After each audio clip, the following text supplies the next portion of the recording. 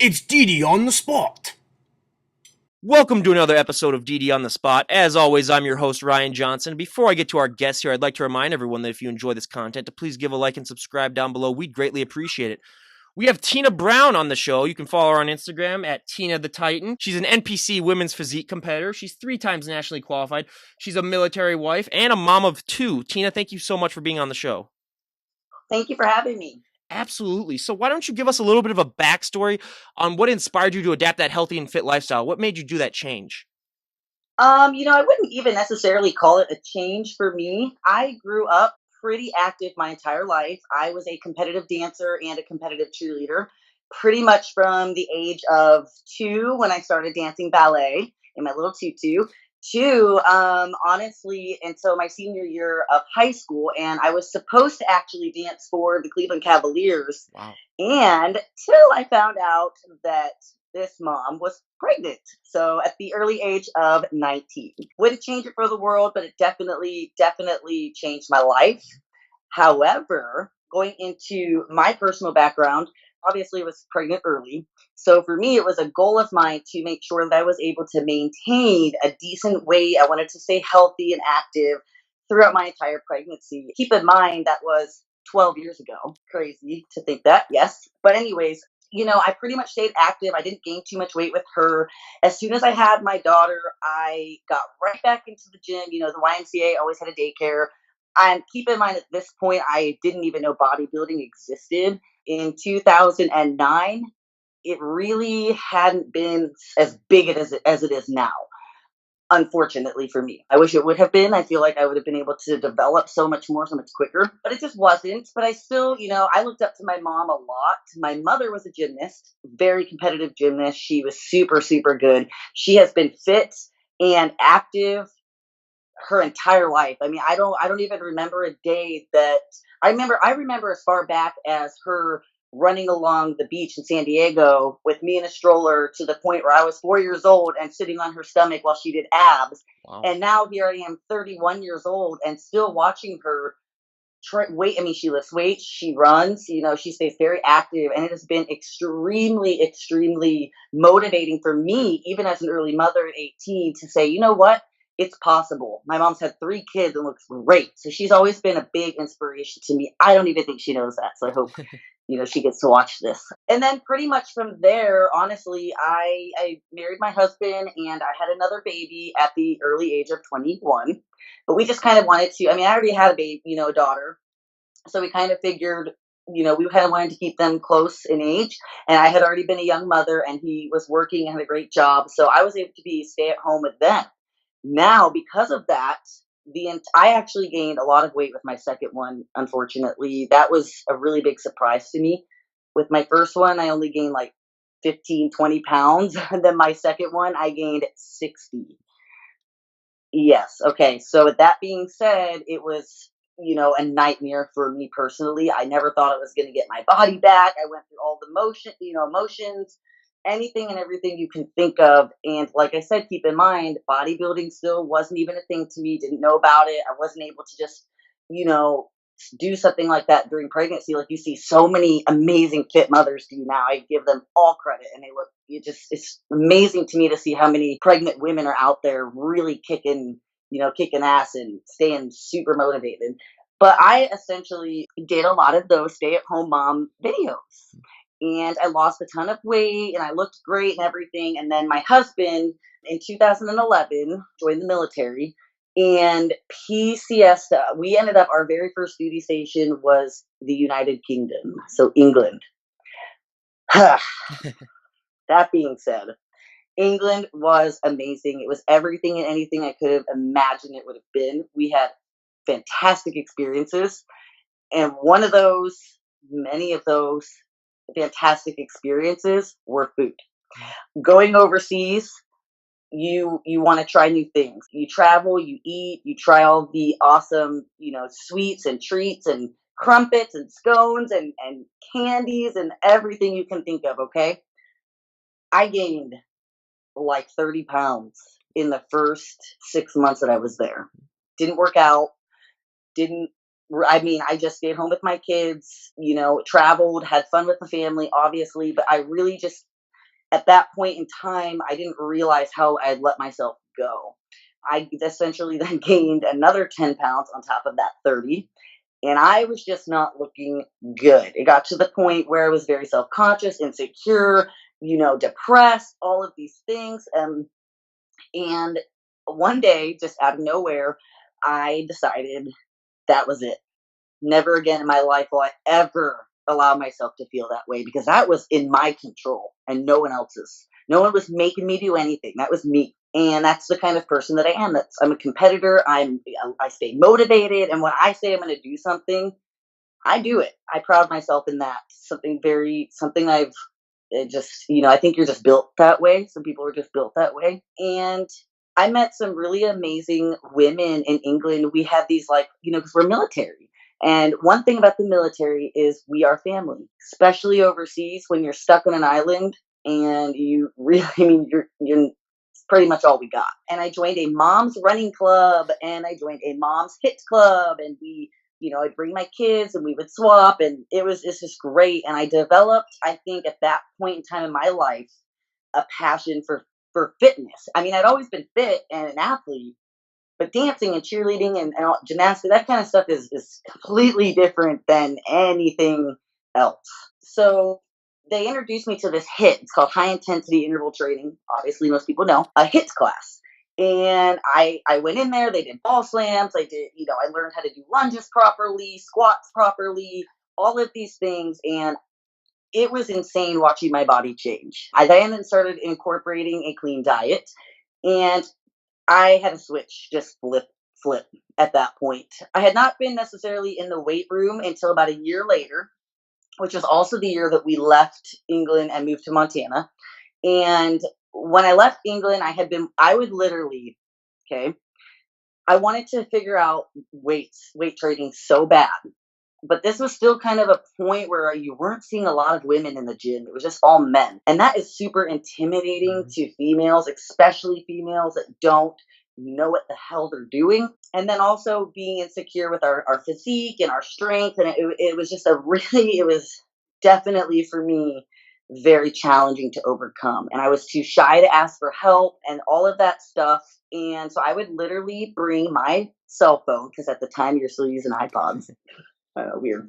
And you would so weird.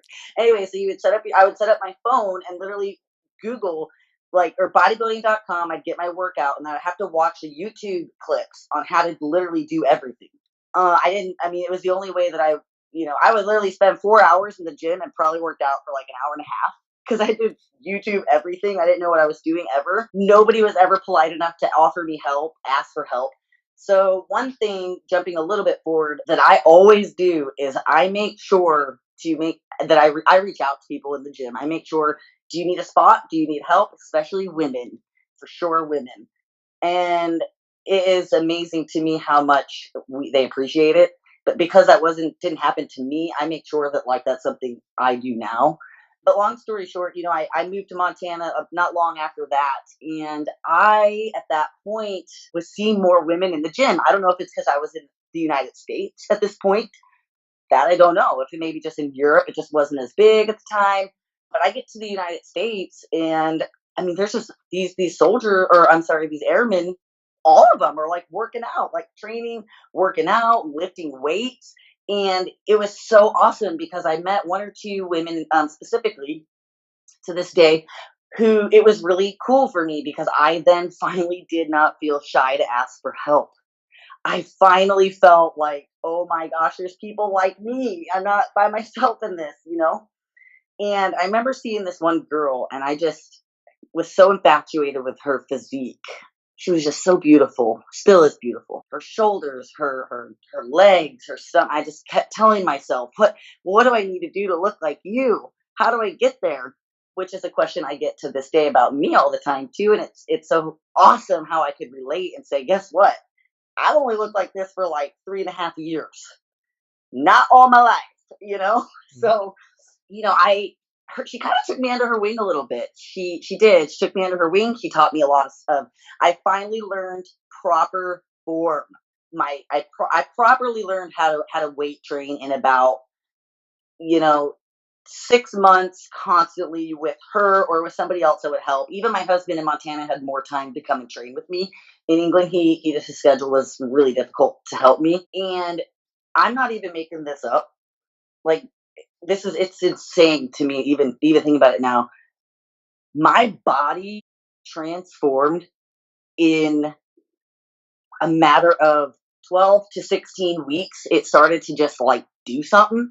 It was like doing something. I mean, at the time, I literally just looked like a mom that ran a lot to lose weight. So I was kind of frumpy, who tried to weight lift but the muscles were tightening up, but they weren't really shaping up because I didn't know what I was doing. To all of a sudden, this chick works out. Like, going to the school to drop my kid off and like, man, what do you do? And I was like, what do you mean? Like, I wouldn't see that. And then I started to see my body just transform. And I couldn't believe that it all stemmed from just having someone show me, like, what to do.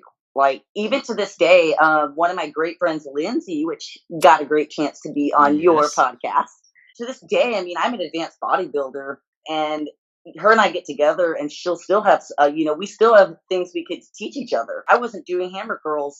I wouldn't necessarily properly, but I wasn't doing them the way that suited me in order to grow. And I would wonder, Lindsay, oh my gosh, I don't know why, but I just can't get my arms to grow. She's like, well, what are you doing wrong? I'm like, I don't know. So it just kills me to know just how important that is. And it's, I amazes me every day. And honestly, this is a crazy story for me. I'm definitely one of those few far and in between that you're going to run into.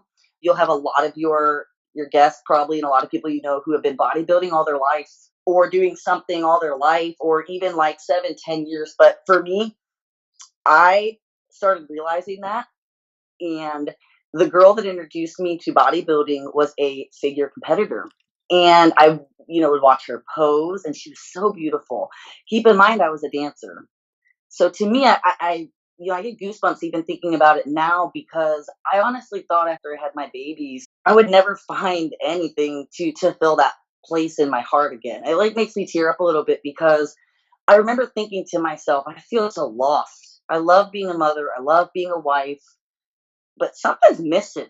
I don't feel happy all the time. Something was just missing for me. And when I saw her for the first time, I remember it like it was yesterday, just doing her figure. She was posing, and just her shoulders and her small waist, and she just looks in heels and looks so elegant and gorgeous. And she it's just like I instantly was like, I want to do that. I want to do what you do. What are you doing? And I remember asking her, like, what are you doing? I had not seen that in my life. I didn't, I mean, I'm 31. You have to keep in mind, this is just a few years ago. I was late 20s, and I had not seen this before. Unlike some people who've been following even Lindsay, she gets a kick out of me because she's so like knowledgeable in bodybuilding, and she knows all these people and their stories. And I'm like, I don't know. I'm still new to the game. Teach me all you know. I'm an open book teacher. I mean, I'm like, I want to like learn.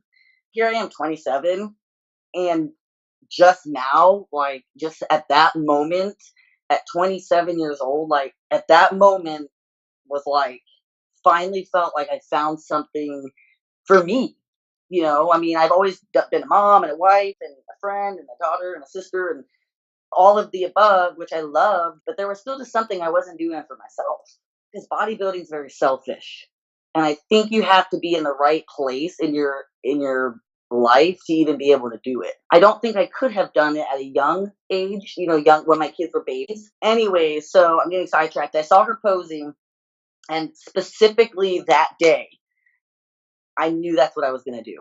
So my story is that exact year. Okay. First of all, she was so sweet. It's not often these days you find people who are willing to just kind of take you under their wing for free, which is why, it's really important to me. Like, if I see someone who wants to learn, just come talk to me. Let's pose. Because I remember, like, I wouldn't have been able to afford someone to teach me how to pose or personal train me, but to just have someone to say, hey, and I did return that favor later on. I took a girl under my wing, taught her a lot of what she knows, and man, she's just flying too. I'm so proud of her. But anyways, in that moment, I said, okay, what show are you doing? And she's like, she told me she was going to be doing Big Sky Championships in Montana. I said, when is it? And she said, actually, it's pretty far away. I'm about, it's about like 16 weeks out or so. I won't really start prepping, which at the time, I'm like, what are you talking about prepping? Don't you just get on stage the way you look? No, I'm just kidding. But, and I was like, I want to do it. And she's like, what? I'm like, why not? I'm like, I want to do it. What do I got to do? And I think she was laughing because it's like, you don't just do it. Like, you don't just do it. Like, you don't just, I'm like, okay, tell me what to do. I want to learn. I want to get on stage. And I remember I went home and I told my husband. He thought it was hilarious. He was like, what the, he was like, wait, what? And I'm like, yeah, why not? So keep in mind, this is all within a 2-year time span from when I lived in England, running, hit, training a little bit, to about 6 months, almost a year in Montana. And then she tells me she's doing this show. And I went home, told my husband I was going to do it. And he was like, kind of laughed at me, like I said. But anyways, from that point forward, I remember ordering my heels. Thank God I didn't have to wear those more than once. Whew. Anyways, I remember, oh God, that was a nightmare. So anyways, I ordered my heels and I ordered the super, super cheap suit because my husband was like, you're going to do this. You don't even know how you're going to do. Like, we're not spending a ton of money. Just do it for the experience. Cause you're Tina and that's just what you do. I'm like, if I say I'm going to do something, I freaking do it. Even if I don't think I'm going to win, if I commit and I say I'm doing something, like, I'm going to do it. So anyways, I remember I started training harder. I went to the gym. I didn't tell anybody because at the time I didn't, to myself, I wasn't going to drop out, but secretly I didn't know if I was going to chicken out. So I didn't want people to know. And then I would feel like, just dumb for dropping out. Cause I don't ever want to be that girl who just drops out of everything.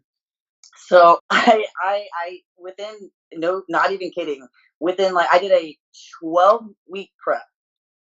Because something interesting about me is I've actually never done anything longer than a 14-week prep, which is interesting. However, this year, which we can touch base later, what my plans are, that's going to be different. I'm going to be doing a 22-week prep. Wow. Which I am very nervous about. So, no, not really. I'm actually really looking forward to it. Bulking's kind of overrated. It's like, it's not that fun to eat like crap. Then you feel like crap.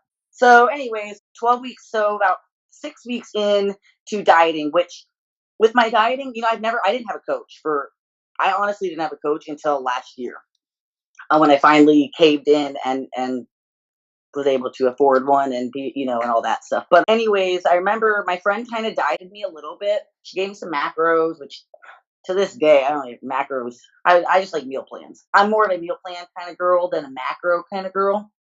I just like to be told what to eat and I just eat it. I don't want to have to figure out how much protein I need to eat in this meal and all that crap. So my husband kind of helped me out even more. Honestly, he didn't really know what he was doing either, but he did, being in the military and also just him being an athlete himself. He was like, well, I know how to get you, how to get you lead. You just have to commit. Now that's the hardest part for any first time bodybuilder. It's not necessarily the stage, getting on stage or any of that stuff. Most people are able to determine whether it's for them or not if they're able to stick to the diet. So getting to the gym's not the hard part. Doing your cardio sucks, but it's not, the hard part. It's sticking to a diet for X amount of time. And that's where a lot of people fail, which is super unfortunate because I've seen several people make so much progress. And then right when it gets hard, right when it gets to that point where your life sucks, they cave. And it's like, ugh, why? And anyway, so I went ahead and did that diet. And I lost I had already lost a lot of weight. I put on muscle, but I still had lost like I think I had lost like 20 pounds for that show. I went ahead and I did Big Sky Champions in Montana, and I did figure for the first and last time. I took fourth place. Actually, oh, super great backstory on this. Okay. Oh no, no, no. This was. You know what? I'm so sorry. I need to back up. It was not Big Sky. It was actually Spokane, and this is important. I'm going to tell you why.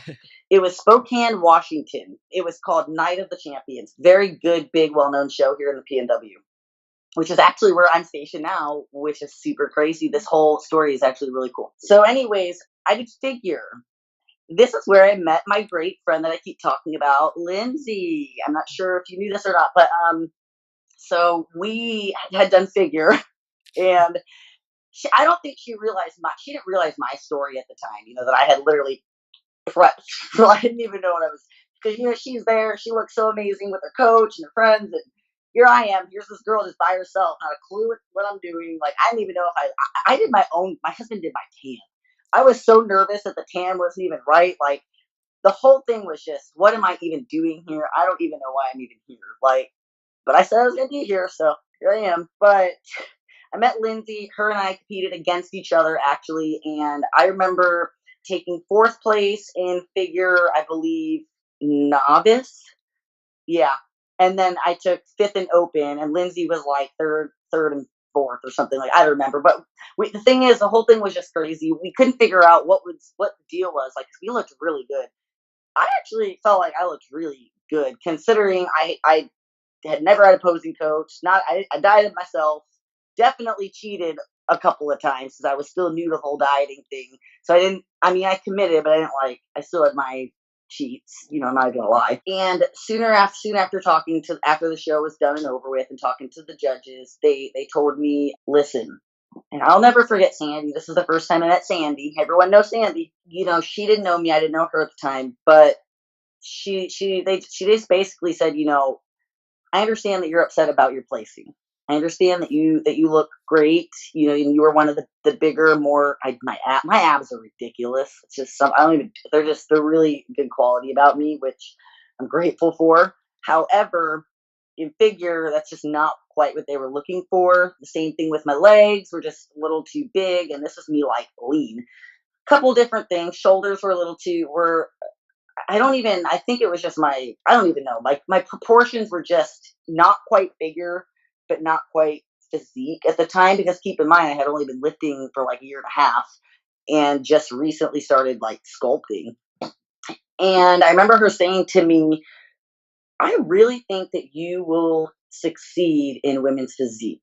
And at first, I didn't even know what that was. Like I said, I didn't know much about bodybuilding. I'm like, what's that? You know? Then I remember like I knew what it was. I just didn't know like just how like extreme, like the all the different poses and the routine. Like I just didn't know really about that. And I remember her saying, you know, you have some work to do. You really have some work to do. You need to bring up, you know, your legs, you know, your hamstrings for sure. You need to, you know, your lats need to definitely get bigger. Bring up your shoulders, like tighten up your core. Your core's too blocky. You're way too much of a turtle shell. Yeah, I'm sitting here thinking this is a lot of critiques for telling me I'm going to be good in women's physique. Like basically what you're saying is I need to change everything about me, you know. And I said, you know, I'm funny, you know, I like to joke around, so I kind of said that, and she was like, "Well, essentially, yes, but no." You know, I talked to her and the other panel of judges, and they just kind of explained to me, you know, the potential that they saw in me, and that kind of was super motivating to me because I am a competitor and I love to do better and I love to succeed, and give me a challenge, you know, challenge accepted. And they said, I would really like to see you at Big Sky. This is why I got them confused. Big Sky was only, gosh, 6 months later or something. It was a while later. At this point, I had already PCS and moved to Washington, which is where I'm at now. So it was like 6 months or so later. I was actually prepping during our move, which is very challenging. But basically, long story short, I accepted their challenge more or less, and I worked on all the areas that they said I needed to work on. I educated myself a lot. I spent just as much time educating myself on the sport, on women's physique, on the anatomy of my body. I became, at that point, after being on stage, even though that obviously wasn't the spot for me in figure, I definitely knew that was something I wanted to do again. Didn't know if I would be the way I am now, like so passionate, and all that. But I definitely knew I liked it, and I was super curious to know how I would do in women's physique in comparison to others. And I remember thinking, telling her, even specifically telling Sandy, you know, I thought I was going to be like too small. Like, I haven't even been lifting for very long. Like, she's like, yeah, but like genetics are, a big deal. And, the way that your genetics are, I think it's super easy to tell like someone that's been an athlete, or I mean, a cheerleader or a dancer or something, just how graceful they are, the stage presence, how your body is shaped up. Like, I naturally have calves, just from being on ballet, Lucky. points for so. I know I've been on point for so long, so I had developed calves. My core, my waist is small, but I have a bigger upper body. These are things I had no idea were so important in women's physique. I spent 6 months doing that, and I flew from Washington to Montana, and I did do Big Sky. And sure enough, Sandy was there. The rest of the panel of judges were there.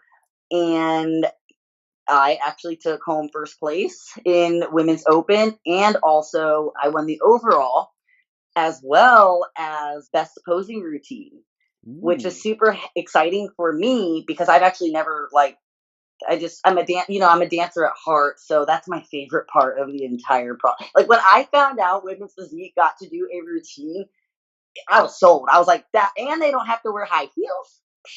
Definitely count me in. Count me in. I'm in.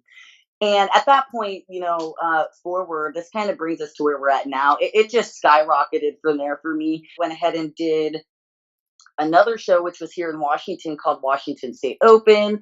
And then just last year, I just did the Emerald Cup. And currently I am in the process now of, well, I'm still in my improvement season, but I am going to be starting prep in January because I decided. So this is kind of silly. So I'll be like 4 times nationally qualified or five. I don't even know. Five times. I don't know, because I never get to go to nationals before my card expires. So I have to keep requalifying. It's so frustrating. All I wanted to do was just prep and go to Junior USA's, which is going to be in North Carolina in 2019. That's where I'm going to be going to, hopefully, potentially, earn my pro card. But the thing is my qualification expires in April, and the show is in May.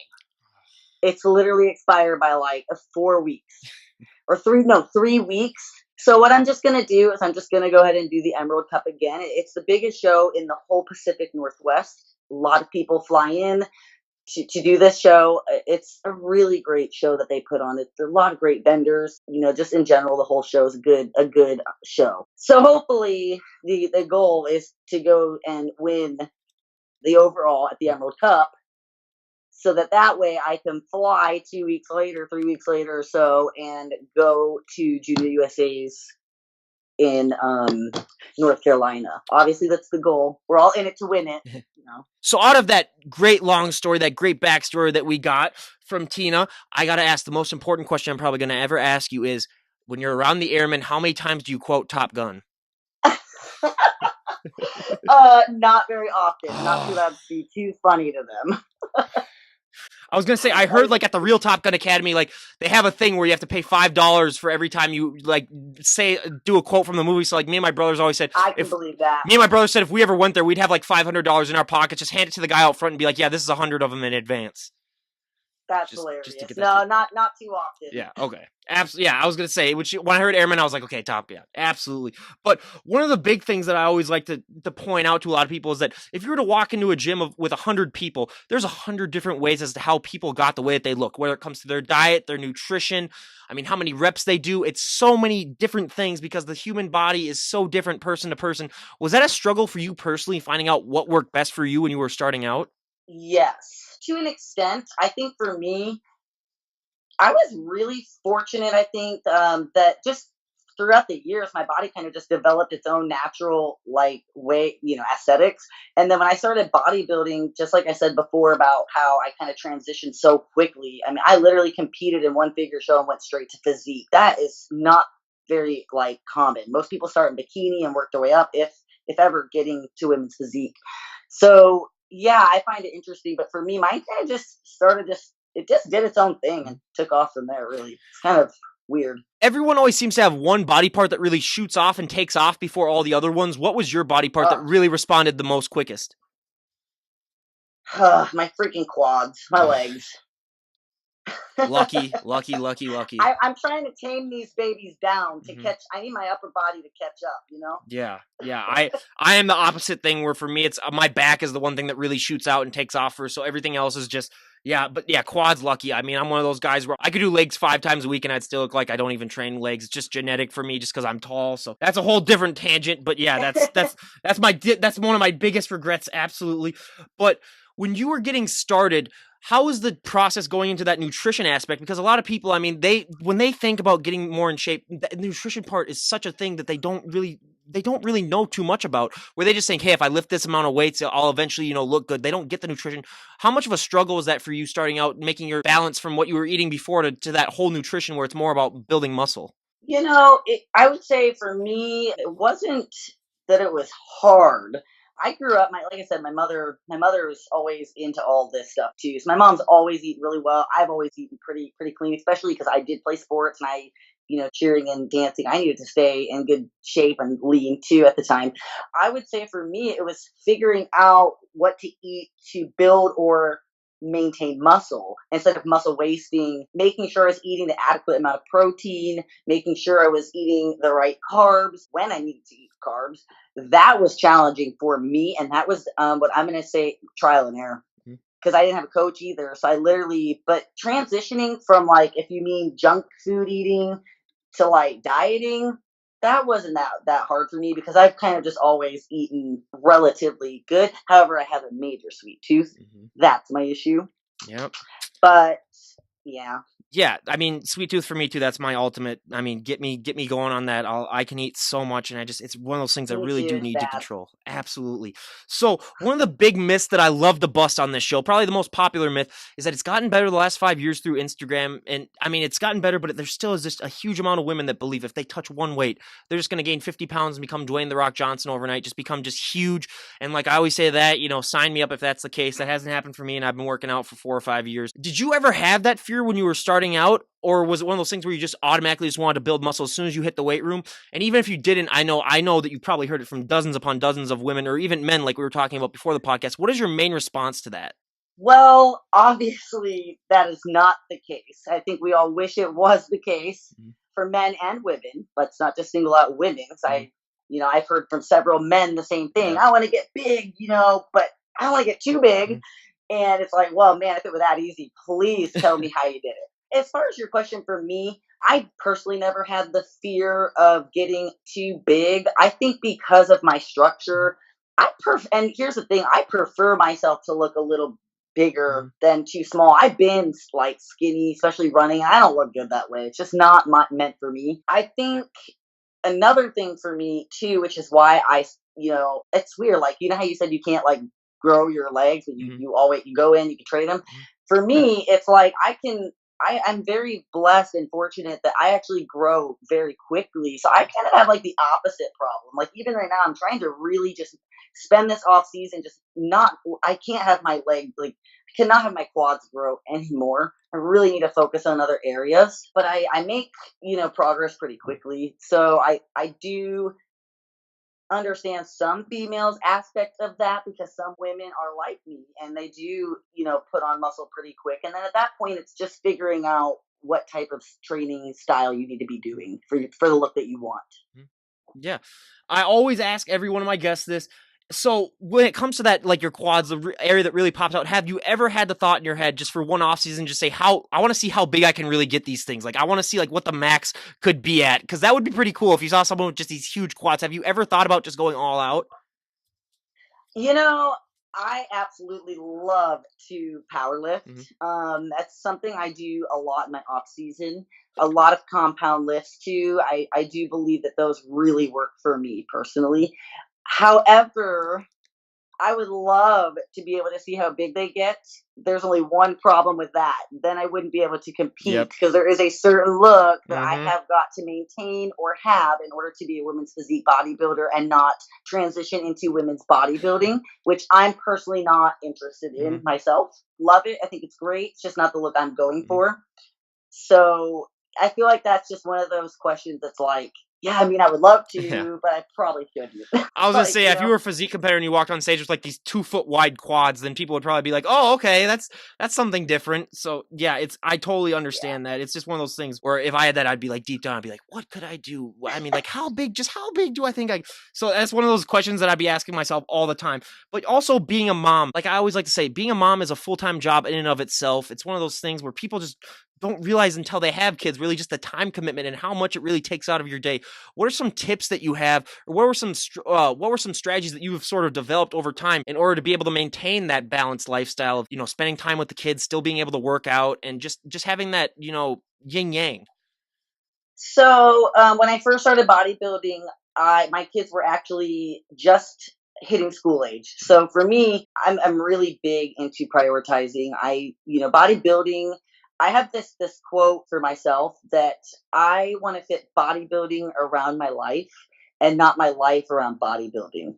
And if I can't do that, and that's something that I can't figure out, like you said, the yin and yang to be able to do that, then I just won't be. Bodybuilding would have to be put on hold, which is why nationals was put on hold until 2009, till this upcoming year. I didn't do it last year because family comes first. So for me, what I would do personally, and I recommend this to a lot, is I would make sure I got everything done while the kids were at school. I mean, I would get up and take them, go straight to the gym. If I needed to go to the commissary to get home and meal prep, that's what I would do so that when my kids and husband came home, I was there for them. That was really the best thing that I did for myself at the time. But currently, it has been a lot more challenging for me. It's been something I've been struggling with a lot. I want to be honest. It's not easy. And at times, it is one of the most stressful things in the world because, they're both family and bodybuilding are both very important to me. And I don't want to have to choose. But if I did, family would come first. So currently, I do have a full time job as well as being a wife and a mother and bodybuilding, which is also full time, by the way. Mm-hmm. I get up and do cardio. I mean, I'll explain, but for me, I mean, it has been so difficult now. And I actually started struggling with it pretty bad, which led to me having to put some things on hold in order to make sure that my household stayed together because things were I was having a really hard time juggling it all. I had to really sit down and figure out what my priorities were. And I did. And I'm so excited to be able to tell other, moms out there, dads, single dads too, or even married, you just have to make sure that you figure out what works around your family. Like I said, bodybuilding goes around your life, not your life around bodybuilding. So what I do personally is if I have to do fasted cardio, I make sure if I got to get up at 4 a.m., guess what? I'm up at 4 a.m. before I have to get up and get the kids ready and out the door to school or get the husband to work. And then fortunately for me, I have a job that I do get to work out during the day while I'm at work. It's part of my job, actually. It's marketing, and I get out there and I work out and I talk to people. So that way I do all that while I'm at during the day at work or whatever, and I come home and then I'm a mom and a wife again. I would say the hardest thing is just meal prepping and making your kids and husband their own meals. Yes. That part's hard. I was gonna say That part's one of the biggest questions I always have is kids obviously have their own diet. I mean, they're gonna eat pizza, they're gonna eat hot dogs, they're gonna eat hamburgers and everything. Has that been a struggle for you personally, just seeing them eat those things and just thinking deep down like I can't have that? I need to be in sort of a different nutrition thing. Has that been a struggle for you? Yeah, so yes and no. I would definitely say at first, you really anybody can probably tell you this. You really learn to just train your what do you really want? So that's the number one question. You just have to like be built, I think, or programmed a certain way or figure out a way to just get this. But like it's like what do you want? If you want something bad enough, you're willing to sacrifice. So food is always there. You know, I say for me, I told you, I have a major sweet tooth. So buying them like their own food and stuff is not the issue, but staying out of their snacks is hard, especially when you're so depleted and your brain is like not even there, or even just like not even depleted, but you're just hungry. And Mhm. like, I mean, I have been known to sleepwalk into the kitchen and get a granola bar or a Wow. tablespoon of peanut butter or something. It actually got to a point, this is super funny, and one of the reasons why my husband is so supportive. It got to a point during the my last, so keep in mind I had done 2 preps. Both those preps I cheated. The last 2 preps I did not. But it got to the point where my husband started actually locking up all the snacks at night. During the day, listen, this is what's crazy. During the day, I am a good girl. Like I could look at my coworker eating like a thing of cheese balls and it doesn't even I don't even care.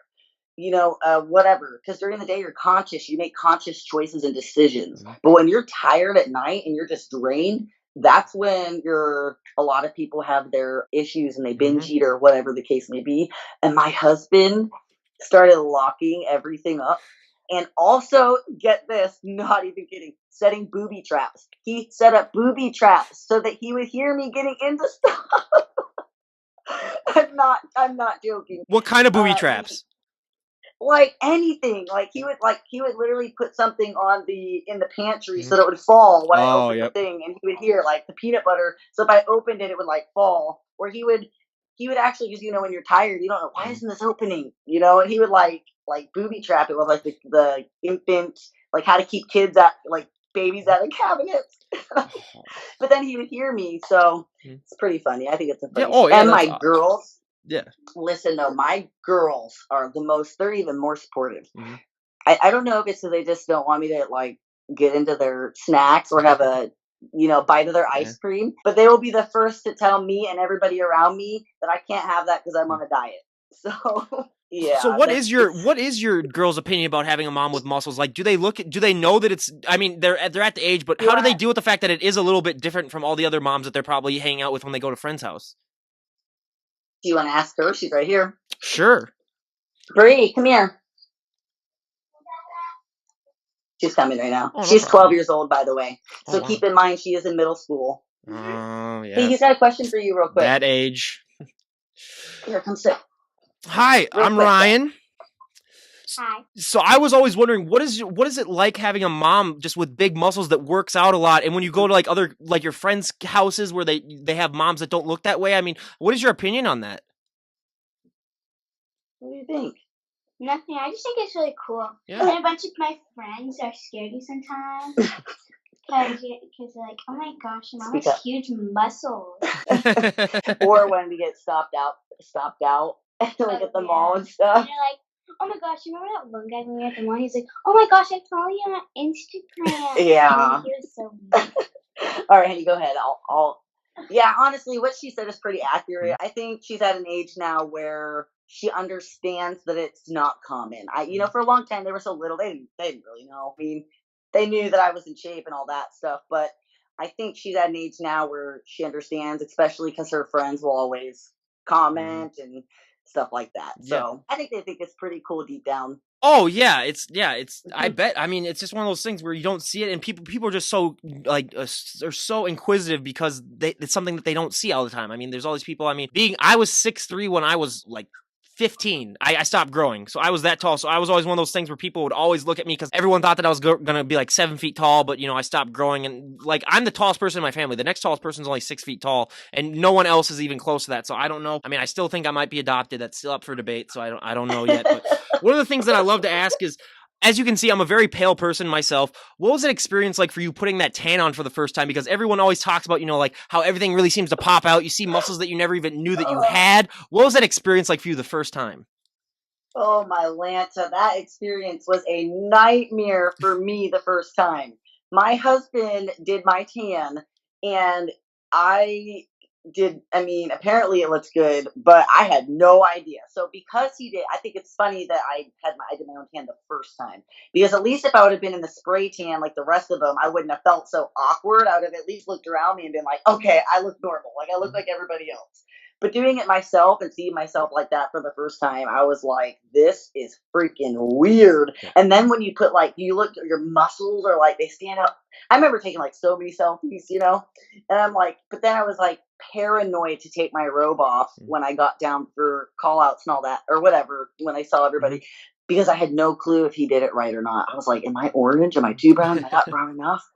And it was a nightmare, especially because I didn't know that I didn't know so many things. Did you know you like me to bring your own sheets? Didn't know that. Stay in the hotel sheets. Didn't know that until I Stay in started the this. toilet Yep. seat. Stay in the toilet seat because I didn't know you were Yep. supposed to bring, a matched eraser or put something on the toilet. Like it was definitely interesting for Oh, sure.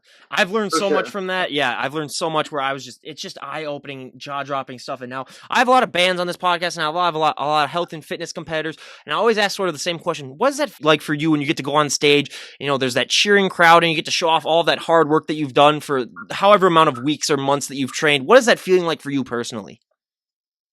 It is seriously so amazing. For me, my adrenaline is definitely going, but I live for those experiences. And the most important one of all is your family being out there getting to, because they deal with us, when we're not so nice and we're hungry and we're gone all the time because we're at the gym. And that moment that they get to see you up there and you get to look out into the crowd and see them and everybody else that's there for you, it's just incredible. I happen to just love it. Yeah. That's just me personally. I mean, Nerves aren't a thing for me. we Really. always get from like the bands, especially. I mean, it's a high unlike any other. It's just one of those things, and I always encourage people. I mean, I sort of got similar when I was on the mound pitching for baseball because it was basically just me and the batter and the catcher. So it was just one of those things where you kind of feel that. And I always tell someone, at least once in your life, you got to experience that feeling because it is one of those feelings where you just feel so alive and you just feel like you have a purpose, kind of. And it's one of those great feelings. So, what is your go-to post-show meal? Oh, that's a really great question, Ryan. It's usually pizza. It feels like, I'm one of those people where it's like, I just care about the sweets. I mean, the meal itself is just whatever. Like, I really don't mind eating like chicken and stuff. Actually, my last show, we went to hibachi. I just got chicken and rice. Like, who does that? But I look more forward to definitely donuts. I know it's so like cliche, but it's true. Donuts and probably ice cream. But I have to be very careful because when you cut out dairy, I think I've just had a couple bad experiences of how I like my post show. So now I'm a little bit more conscious on what I'm eating after the shows and try to be a little careful. Yeah. Yeah, it's one of those. Yeah, because we've had people who've come on here like even hours afterwards, they've gained like 5 pounds just from eating, and then weeks after they put on like 40 or 50. So it's probably the most important question I ask everyone is that people don't realize, like you mentioned it before, but people don't realize that when you're on your stage lean, that is not a sustainable look. You are not able to look that way 365 days out of the year. I've heard so many people say like, oh, they must be just jacked and shredded every single day. And that's not even nearly the case. So how much of a struggle was it for you starting off to sort of realize that I am not going to be able to look this good for long afterwards? Like this isn't a sustainable look. And how has that sort of evolved? What are some tricks that you've sort of used to make it so that you don't get, because we've had so many people that like get depressed or they get anxious because they have that feeling where like, I'm not going to be able to look like this for so long. What are some ways that you've used in order to sort of help cope with that and make it an easier process? I was definitely one of those as well, especially for me because I felt like it had taken me an eternity to get that weight off from England to begin with. And then I transitioned my body so fast, to all this muscle. And then I lost all this weight and then I did rebound because I didn't know what I was doing. So I rebound pretty bad that time. But I jumped into it pretty quickly after though, because I wanted to do that other show. So I think that's where I benefited a little bit because I did that show not long after my first one. I rebounded pretty bad though. Like you said, it literally it could take 5 days to put on 20 pounds you just lost. And most of it, you're gaining a lot of water, but so I did that. But I would say this last time around was the hardest for me because it was the hardest prep that I did. I think the harder, my opinion, everyone has a different opinion, I personally feel like the longer and harder the prep is, the more likely you are to rebound worse if you don't get it under control. Like if you don't automatically have control. And that's because you're putting your body through so much stress and hunger for so long. Like these people who that's why I told you I was a little nervous for that 20-week prep. I feel like that's so much longer than just 12 weeks. Because to me, it's like, oh, I only did it 12 weeks. I mean, that's not that long. I eat a little bit and then I'm like, okay, I'm over it. Like a 20-week plus prep, some of these girls get so lean. I mean, like 7%, 8% body fat. We've had a 2% body fat on here before. It's just so low and your body's just going to rebound. So for me, this last time, because I did a longer prep, the prep itself was harder because I told you the Emerald Cup is a very big show. I mean, I had no room. I didn't have any wiggle room to mess around. Cheats were not acceptable. I knew that. I knew that I could lose because girls that were phenomenal were there, and actually there was 15 of us, and all of us looked good. I mean, it was just a really great show. But the thing is I rebounded. I went to California to my grandmother's 80th birthday, and I rebounded pretty bad. I had a lot of Mexican, a lot of sodium traveling, and I definitely came back and went through. This was literally just this like last April, like depression, all this stuff. But guess what? Just like I did back in England, where I like looked at myself, I was like, no, this is not cool. Like I can't live like, I can't look like this and feel like this. So I basically did that again. Came back to Ohio, went through my phase that we all go through, and then I just got back on the train. And if you see me lately, I'm deep into off season. I'm a solid 8 months into off season now, and I'm actually only 17 pounds above my last stage weight. Wow, which is super good. Yeah. So currently, I feel like for everybody, everyone goes through that. I think especially women, that I have yet to find the trick around that. I think what's most important to say is just how fast can you snap out of it. Yeah. Do you continue it and just let it rock and roll like that, and you gain 50 pounds, and you go to do, then you have to go do a show, and then you have to suffer, for 20, 30 weeks, to get rid of that weight. And for me, it was just kind of like, I knew I didn't want to have to lose like 35 pounds again, like I did for the Emerald Cup. Again, I wanted to be able to maintain a decent off-season look so that I can be sure to come in this time as lean as I need to get. Yeah, it's all mental. Yeah, that's what I always like to say. It's just so much of a mental game, because one of the big things that I've talked about on this show all the time is that people don't realize there's so many people that get into the bodybuilding, or they get into just losing weight because they think that it's automatically going to make them feel better about themselves. They think that just saying like, if I look great, then I'll feel great, but they don't realize it's all mental. I mean, I've had some of the most in shape people on the planet on here, and a lot of them are just like, when I first started, I didn't feel better about myself. It was one of those things where I was wrong about that, where it's just, you got to fix the mental part too when you're going along with the training, so that it works out. Because if you're not right there mentally, then that's the most important part, hands down. Absolutely. But probably the biggest thing or the one thing that I disliked when I started getting a lot of muscle and putting on a lot of weight was that you're going to get asked to move a lot of people's furniture. You're going to get asked to open a lot of pickle. you're going to get asked to open a lot of pickle jars every time. I'm still at home with my parents for the next few months, but every time my parents come home with food, I'm the one. I basically have to lift the car into the driveway, basically, and take out all the groceries. Have you found that to be a similar like scenarios where just because the way that you look, people just assume that you can do favors for them like that? I wouldn't necessarily say favors, but I definitely think it's funny because I don't get looked at like, oh, you're a girl, like you can't move that. It's like, hey, Tina, get over here. So, with my job, even like, I get inventory in for supplements and stuff like that. And, the guys will just come up to me, hey, let's get these boxes in there. Like, it's not like, oh, she's a girl, she probably can't pick these up and move them and take them out. It's like, it's kind of just like, like today I was actually at the gym and I actually needed help. I tried to move this bar. I'm not kidding. Because I did arms yesterday, so my arms were kind of sore and weak. And I had this like huge bar with like the thingy. I was like trying to do squats today with like that. Oh, yeah. And it's super awkward, right? And the bar is so long, and I'm only 5'2", so it wasn't even that it was heavy. I just was so weird with it.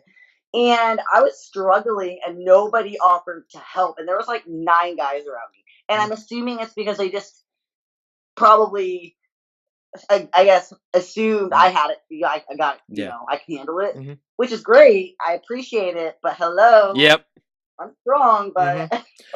And when you were starting out, because obviously, like now, there's no way to really hide just how in shape you are. But when you were starting out, how great of a feeling was that when people see you walking in the gym, they see this 5'2" girl, and they probably just think like, oh, she can't lift anything. And then they see you like maxing out or repping out something. How great of a feeling was that just to see their faces drop or just to see that their expressions? Was that a good thing for you? Yes, it still currently is too. I'm super big into, I think lifting up others and motivating others to be better is so important. And and it's funny because it's like some people I think assume that, like, even though I'm a bodybuilder, so I need to be doing it to those people who aren't in as good a shape to motivate them. But it feels good for me too to have Absolutely. someone like lift my spirits up and say, I know that that you've been working really hard, and you, man, girl, like, you rock. Yeah. Like, that's a great feeling. It's like, thank you so much for noticing. Yeah.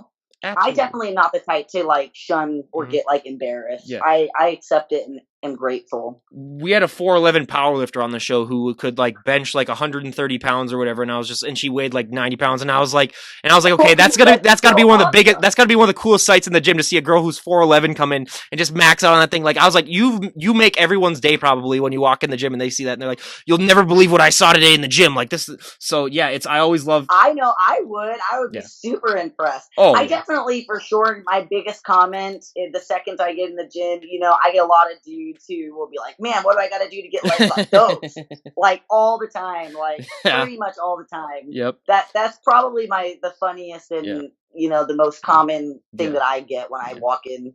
Mm-hmm. So yeah, and my favorite question overall to ask is when it comes to fit women or women that have a lot of muscle, your clothing options are going to be limited. I mean, let's face it, you have big shoulders. Like I always say, you have big shoulders or big traps. Dresses are not going to be your best friend. Jeans are another thing that we've heard. Why do you think I cut the shoulders? Yeah, I know. Yep.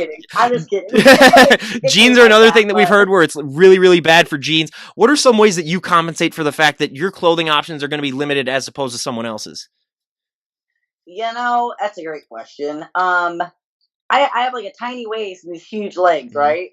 Story of my life. And I do get to wear a lot of workout clothes because with my job and and then just my daily activity. However, I still like to go out and stuff. But fortunately for these days, they have a lot of like skinny jeans or the jeggings and stuff like that I'll wear.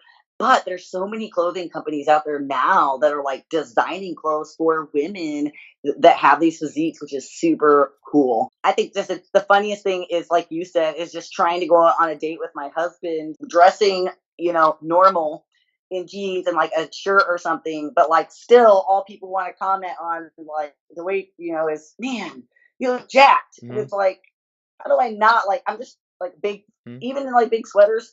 So I would say, it's not as bad these days as it probably was before. Yeah.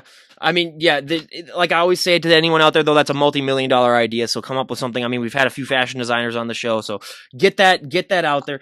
But I got to ask, when it came down to your husband, I'm a huge romantic person deep down myself. So I like to ask these 3 questions to everyone on the show who's married. So how did you and your husband meet? Actually, short story, high school. Oh, yeah. Yeah. He is a football player. I was a cheerleader, and we went to separate schools. And we actually just met through a mutual friend, but in high school. So we've been together for a long time. And where'd you guys go for your first date? Our first date was actually, so him and I, one thing we have really big in common is we both love Halloween and love to be spooked and stuff like that. So our first date, he actually took me to a haunted trail thing, and I'll never forget because he like put his Letterman jacket around me and stuff like that. And he was so cold, But yeah. And lastly, how did he propose? Oh, so one of the things that he's a romantic big time, and one thing that we used to do a lot was our favorite date night place was at a winery, and you could literally go to this winery and bring your own food and walk the vineyard and have wine and stuff like that. And one day I thought we were just going on a date, there, because we would go there frequently just because it was just nice to do. And he proposed to me there. Now we go to the audience favorite and my favorite part of the podcast at the end here, the 12 questionnaire, where I'm going to ask Tina here about a dozen or so questions and see how her answers stack up to all the other health and fitness guests that we've had on. So for our first question, what is your go-to workout song at the moment? Oh my gosh, right now it's definitely Cardi B Money. Ooh, Hands down. that's a good one. That is a good one. So now, It just it's just that vibe, oh, just get you like pumped up. I don't know. absolutely. So now for our second question, out of all the celebrities on the planet, if you could work out with any celebrity, who would it be? Oh my gosh, that's a good one. Celebrity? Mhm. Like someone that's like super famous? Or you could do a fitness celebrity. Whoa. Either one. Either one works. Doesn't matter. It just depends. I mean, I have so many, I can't even really answer that. But I mean, I think everybody would want to at least get a lift in once with Arnold Schwarzenegger. Yep. At Thank least you. once. I mean, anybody and everybody. I have a billion people I could Mhm. pick from, but I definitely think Yeah. he would be something to take to the, take home. You're our 55th Right health up. and you're going to be our 55th health and fitness guest when this gets released. 49 have said Dwayne the Rock Johnson, and you're only the second one to say Arnold. So thank you. And Arnold would be my personal choice too, because I mean it's Arnold. What are you going to do? I just kind of feel like he's such a legend. Like, I mean, there's so many women and there's a lot of people I look up to, but I think if I only got one choice, I mean, he's kind of the one who made a lot of this happen. So Oh, absolutely. And now, out of all the celebrities on the planet, if you could train any celebrity, who would it be? I think it'd be fun to train, like Zac Efron or something like that, because he thinks he's so big, but he's really not. Yeah. So just He's just really, really lean. That's really all it is when you get down to it. So now for our fourth question, what is one item that you always need to have in your fridge? eggs, Mhm. definitely eggs. Yep. I get pissed when I don't have eggs. Oh yeah, that and chicken are like tied for the best answer or the most popular answer. One of the answers I was super surprised at though was mustard. I didn't know that a lot of bodybuilders had Really? mustard just because it has 0 calories Yeah. and 0 fat and it adds a little bit of flavor to all those bland meals that you have during prep. Yeah. Mustard and hot sauce, definitely. But I mean, that's still like you can't have. What are you gonna have mustard and hot sauce on if you don't got any eggs or chicken? Absolutely. Yeah, I agree with that. I agree with that 100%. So what is one thing that people who follow you on Instagram would be surprised to know about you if they met you in person? That I'm 5'2". Mhm. You have no idea how many people think I'm super tall. Mhm. Or I don't know if it's just based on like my pictures or they just think I'm just this huge girl, but definitely when they meet me I'm kind of little. So Yeah, and I'm not as jacked as yeah. I don't feel like I'm as jacked as people think I am. I feel like I feel normal. That's what's weird. Yeah. I don't know. But Oh, this isn't one of the questions, but you sort of brought it up, and I had never actually asked this question before. But one of the things that people don't realize is that when you do get really big, you get body dysmorphia. Have you struggled at all with that, and how have you sort of dealt with that? Because, like, to me, you look just like absolutely just like shredded and huge, but to you, you might not look that way. So how have you sort of dealt with that? yeah, that's a really good question. I think we all deal with that for sure. I especially as a competitor. I mean, not even as a competitor. I mean, anybody, but especially as a competitor, because it's like I constantly feel like I need to improve on literally everything. Like someone else next to me could be like, "Oh my gosh, I want your legs; they're perfect," and I'm like, "Oh my gosh, my legs are huge. I wish they would be shredded like yours." Like we're all. I think it's always a struggle. However, more so, I think, for some than others. Yeah, absolutely. So now, what is one thing that you would change about the sport of bodybuilding if you had the all-seeing power to do so? Honestly, kind of wish that they would figure out what they're looking for and stick to it. Because from show to show, they want something different. And the most frustrating thing is going into a show and having no clue what to expect. I never know if I'm walking into a show and they want someone that's like super duper lean, shredded to the bone, just completely peeled, or if they want someone a little fuller and more, proportion different. And I honestly feel like they tell you something different each time. So it's just like, just figure out what you want from us and stick with it. Well, that's the one difficulty, especially for women, because women, they seem to make it up every single year, basically what they want. Where I always like to sort of make this analogy where it's like, guys, if we're driving down the road, guys, it's a straight path. You can go as fast as you want. Girls, you have to weave, you have to go under underpasses, you have to do all this stuff. I mean, it's such a hard thing. So that is especially difficult for especially women. That's what I think makes it even more impressive, especially the female bodybuilders, because they have to put up with so much more stuff that the male bodybuilders would never ever dream of. But now, going on in our questionnaire, what was the last TV show that you binge watched? So I don't know why lately I've had time to watch TV. You know why? It's because I've been doing cardio. Mhm. So I watch a lot of TV when I do cardio instead of listening to music. And I binged watched Hulu original Castle Rock. Oh, yeah. I just finished that in like literally just like 2 days. And between that one and then I have been super hooked on finishing. I started from the beginning and I'm on like the very most recent episode of Criminal Minds Mhm. in like a record time of like, it's been like only a few weeks. That Mhm. was a lot of shows. Yeah, So absolutely. So now, what is your favorite TV show of all time? my favorite TV show of all time, I have a few, but I would definitely have to say Friends is up Mhm. there for sure for me. I mean, and then if we're like, I would definitely say Friends probably. Yeah. I could literally rewatch those seasons over and over again. They never get old. Oh, yeah. That and The Office are tied for me for sure. So, Yeah, The Office is good too for sure, oh, but yeah. Now, what is a guilty pleasure movie that you enjoy? any horror movie, I am Ooh. all about it. I will watch B-rated, dumb, super dumb horror movies. My husband thinks I'm super like so weird. Yeah. But honestly, the most recent one that I watched though was Slender Man. Yeah. It was just it Yeah. wasn't that great. What is your to be favorite horror honest. movie of all time? Oh, anything with Michael Myers for Yep. sure.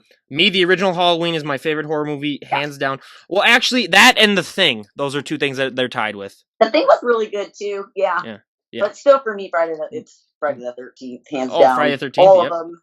Yep. Yeah. I mean, it's one of those things where like people are always, whenever they talk about, they're like, oh, sinister movies like that. But for me, it's always movies where stuff could actually happen. Like there could actually be an escaped mental asylum patient that goes around and kills people, as opposed to like some demon spirit that like haunts people. Where I was like, it's got to be believable for me. Yeah. Like it's got to be something that you could Yeah, actually hear I'm in the definitely news. more into. I mean, I like all this, supernatural Mhm. stuff and everything too. I think those are really great. But I'm definitely more into like the serial killers and Yeah, stuff like that. stuff that you would actually hear on the news and be weird, like, I yeah, know. absolutely. So now, if you could go back in time and talk to the 18-year-old version of yourself, what would be the best piece of advice you would give her? Oh gosh. um, I mean, I got pregnant at 18, so. I was gonna say when I was asking that, I was like, oh yeah, I think yeah. I think for me, I would go back. I wouldn't change anything. Mhm. I think everything was meant to be exactly the way that it's supposed to be. Finished college with my business management degree. Found my husband, married my husband at a really young age. I mean, I think if anything I had to say is just be careful with those darn credit cards. They're dangerous. Ooh, yep. Yeah. That's about it. That's the first time we've heard that, and I couldn't agree more with that. So now for our last question on the questionnaire, if you didn't take up the sport of bodybuilding, if you didn't get hooked on this lifestyle, where do you think you would be at right now? I honestly think I would be. I don't even know. It was just a few years ago for me, so I think I would just be still living the same life. I think I am not even sure I would have found my job, Mhm. which I'm very passionate about my job. I absolutely, and I feel like I found it because of bodybuilding. The people that you meet along the way, just everything. Before I was I called myself a Pinterest mom. I just would literally just do projects Mhm. and find things on Pinterest to do, and it just wasn't me. I mean, I'm good at it. I had fun doing it. I had fun raising my kids. But I honestly feel like that's exactly where I would still be. Mhm. Just another Pinterest mom walking her dog since my kids are in school. I don't know. So, Nothing wrong with those. oh yeah. Hey, nothing wrong with those, by the way. I loved my life for a very long time. I still, to this day, will think back about when things were a little easier for me and I Oh, didn't yeah. have to get up at 4:30 in the morning to do Mhm. cardio because it didn't matter. Yeah, Uh, absolutely. you know, So now so you mentioned before now that you're planning on doing a 22-week prep. What really made you think? yes. What really made you decide to do that? And what are your future plans? Like a year from now, where would you like to see yourself? I want to be a pro by the end of 2019. Mhm. I mean, I've really committed to really making sure I do what I need to do to get there. I have a really wonderful coach, Ty Woosley from Team Prestige Physiques. He is on my side 100%. And honestly, between the two of us, we both think that a long and slow and steady prep is going to be what's best for me. I lean out in my upper body very fast, but my lower body has always slacked. And it just seems that these last 2 shows, I've, just not been quite lean enough on my glutes and hamstrings. And the only thing left, it's always like I'm just falling like a few weeks short. I'm always just there, like, just another 2 weeks, we could have got those babies in. So we are going to just try out a really long and steady prep, so I'm not like dying either, at the beginning. However, I've never started a prep this lean before, ever. Like, I've always been like 30 pounds above stage weight. I've never just been like 17 to 20 pounds above stage weight ever. So I'm super curious to see how that is actually going to affect everything. I don't know. And then leading forward, so that's the plan. I plan to do Junior USAs in May. And then let's, with lots of prayers and lots of hard work, I am going to hope that I get my pro card so that by next year I could be competing at a pro level. Mm-hmm. That's my goal. She will. I mean, just looking at her now, everyone, she could win. She could win those contests right now. So we'll see what she looks like when she gets leaned down. Everyone go and follow her on Instagram at Tina the Titan. I highly recommend it. I mean, you will be inspired to get off that couch and stop eating those Twinkies and get in better shape and go to the gym. Honestly, we wish you nothing but the best of luck in all of your future endeavors. I mean, I think personally that you're going to do great. And thank you so much for coming on this podcast. I really, really appreciate it. You are an awesome guest. And everyone, like I said, Tina Brown, go look her up. And this is Ryan Johnson, DD on the Spot, signing out. Have a great day, everyone.